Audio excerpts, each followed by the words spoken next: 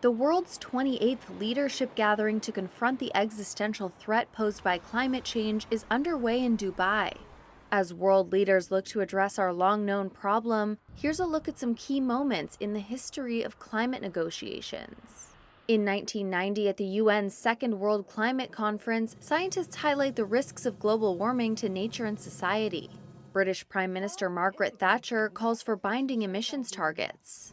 We need to speed up action and set ourselves higher targets and shorter deadlines. In 1992, countries at the Rio Earth Summit sign on to the UN Framework Convention on Climate Change. It establishes the idea that developed countries must do more to tackle climate warming emissions. In 1995, the first Conference of the Parties, or COP, is held in Berlin. A final document calls for legally binding emissions targets.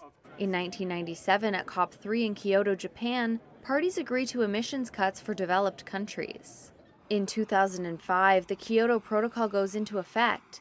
It's a legally binding treaty in which 55 countries agree to reduce greenhouse gas emissions. In 2009, COP15 talks in Copenhagen nearly collapse amid efforts to agree to a binding post-Kyoto framework. Countries instead vote to take note of a non-binding political statement. COP 16, 17, and 18 all failed to set new binding emissions targets. Delegates in Doha at COP 18 instead extended the Kyoto Protocol through 2020. In 2015, COP 21 results in the Paris Agreement.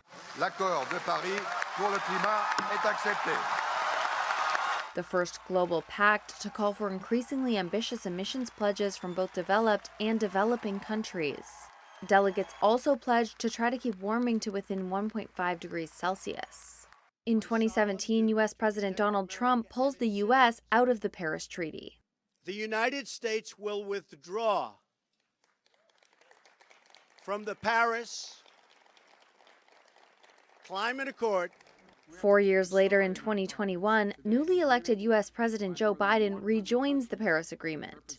At COP26 later that year, the Glasgow Pact sets a goal of using less coal and resolves rules for trading carbon credits to offset emissions. In 2022, COP27 in Egypt marks a historic deal for a loss and damage fund for costly climate disasters, but does little to address the emissions fueling such disasters.